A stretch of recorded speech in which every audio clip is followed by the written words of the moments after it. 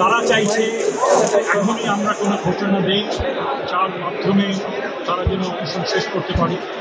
আমি তাদেরকে বোঝাতে চেষ্টা করেছি যে আইনের কিছু বিষয় রয়েছে, আমরা যাই করি না কেন সেটা আইন দ্বারা নির্দিষ্ট হতে হবে এবং এই বিশ্ববিদ্যালয় পরিচালনার জন্য নির্দিষ্ট আইন রয়েছে এবং সেই আইনের মধ্যে থেকেই আমাদের যে ইনকোয়ারি কমিটি অত্যন্ত কম্পিটেন্ট, তারা সেই আইনের মধ্যে থেকেই তারা সুপারিশ করবেন বলে আমরা আশা করছি।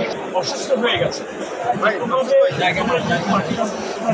চাচ্ছে না, অবশ্যই ভাঙতে চাচ্ছে না, কিন্তু যারা অনেক অসুস্থ হয়ে যাচ্ছে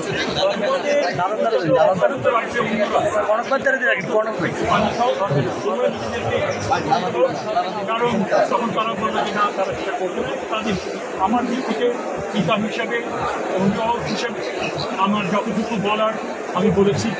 আমি